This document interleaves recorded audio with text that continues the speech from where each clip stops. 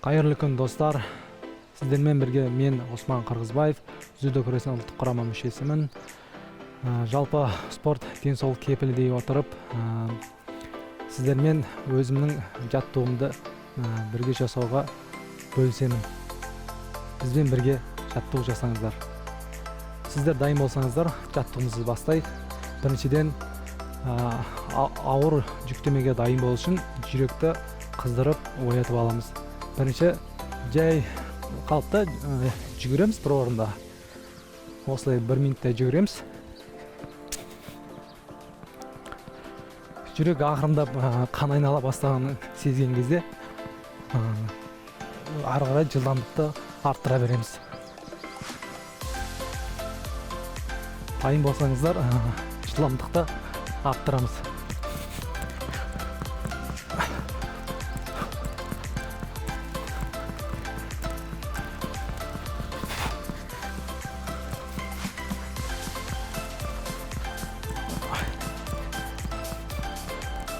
Бұл жаттығулар жалпы қанды айналдырып, жүректі ауыр нагрузкаларға дайындаймыз. Енді тыныс алу жүйесін қалпына келтіреміз. Осындай жылдамдықтан кейін келесі жаттығуға дайын болу үшін өкпені қалпына келтіреміз. Жалпы восстановление дейді, соны орындаймыз. Ол үшін қолды аспанға көтеріп, терең дем алып, ауа шығарамыз.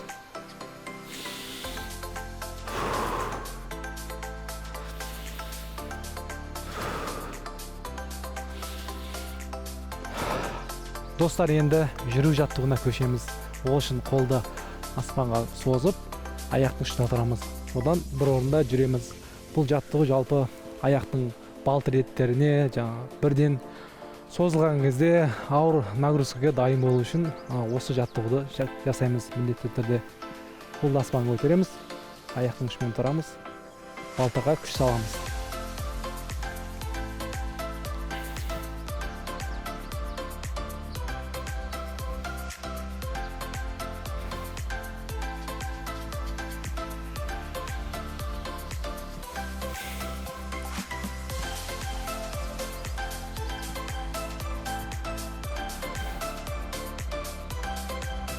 Достар, бүгін тек қана жаттығу жасамаймыз.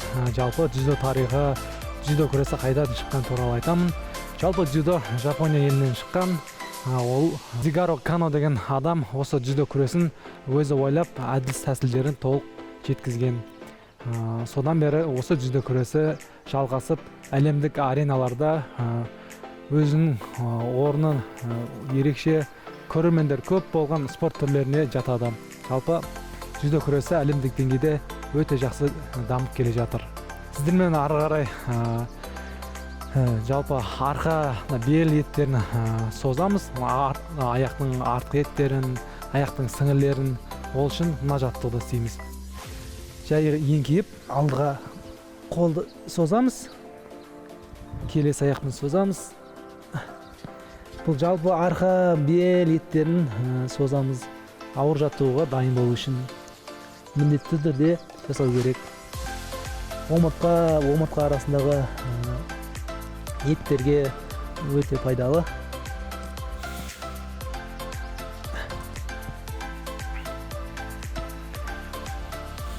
Және бірінші аяққа еңкейеміз, осылай. Ортаға еңкейеміз, алақандарымызды жерге тигіземіз. Сосын сол аяққа жеткіземіз. Тағы қайталамыз. 1, 2, 3. 1, 2, 3.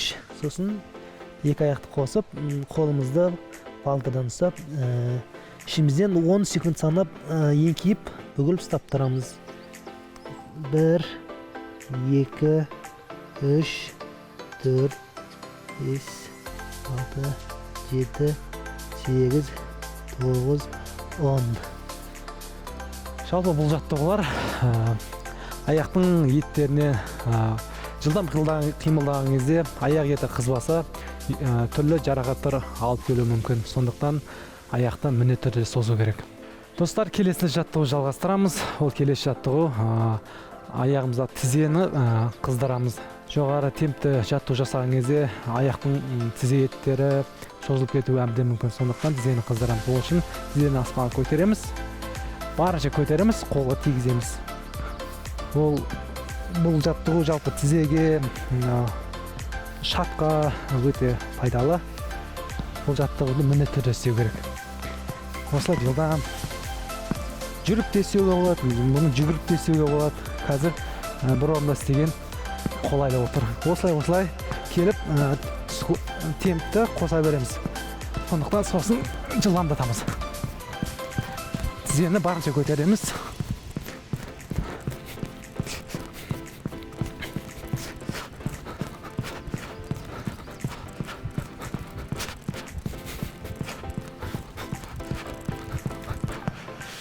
Келесі жаттығуымыз, жаңа тіземізді алда көтеріп жүгірдік, енді артқа қарай көтеріп жүгірдік.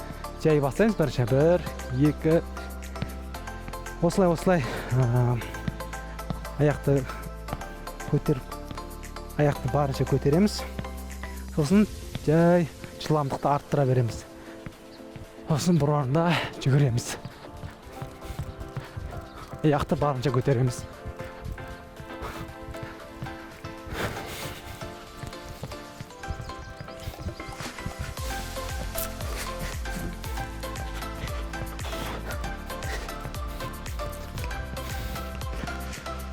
Жалпы жүрегімізді оятып, буын-буындарымызды қыздырдық. Ендігі келесі жаттығу, негізгі жаттығу. Ол алдыңғы мына іштің сіңірлерін қыздырамыз, жаңағы артта белдің бұлшықеттерін қыздырып қатайтамыз. Бұның бәрі ауыр жаттығу алдындағы жаттығуларға дайын болу үшін. Ол үшін бірінші мына жаттығуды істейміз. Пресс дейді, жалпы пресс. Үйде енді бір өзіңіз болсаңыз, ешкімге бір өзіңіз болсаңыз, бұлай жасауға болады. Міне бұлай. Ал үйде әке шешеңіз, ініңіз, ағаңыз болса, аяғыңыздан басып отырғызып, тоғылмен жасаған абзалырақ. Жалпы енді сіздер үшін енді қолайлысы, ешкімге айтпай өздеріңіз дайындалғыңыз келсе, мына жаттығуды жасаған дұрыс. Қолды созамыз, аяқты созамыз, екеуін бірдей ортаға жинаймыз. 1, 2, 3, 4, 5, 6, 7, 8, 9, 10, 11, 14, 15, 16, 17, 19, 20. Жалпы бұл пресс жүзде күрес болғандықтан адамдарды алдыға артқа лақтырған кезде осы іштің еті дайын болу үшін осылай міндетті түрде істеу керек.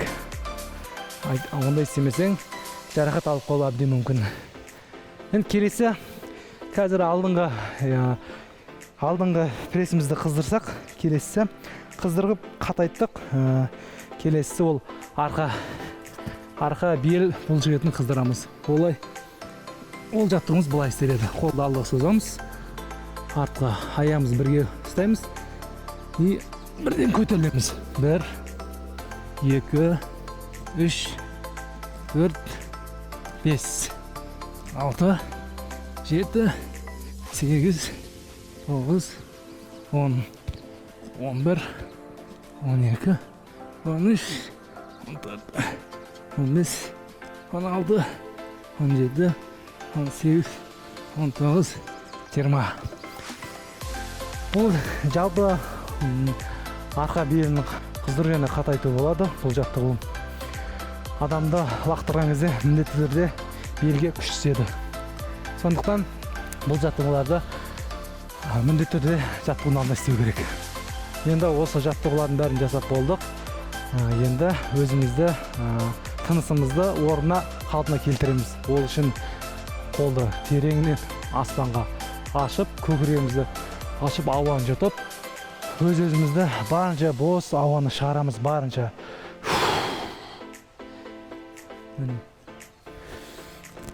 Терең алдыға еңкейіп барынша босаймыз, ауаны шығарып.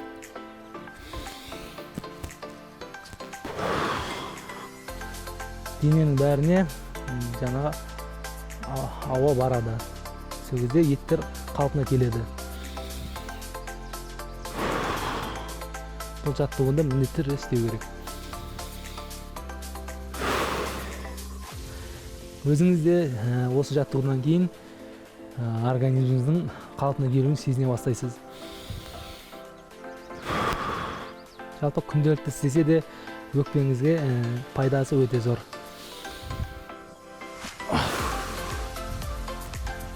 Құрметті достар, біз сіздермен жаттығуымызды аяқтаймыз. Жалпы осы жаттығуларды таңертең күнде әдетке айналдырсаңыздар, сіздерге өте денсаулықтарыңызға да пайдалы болады.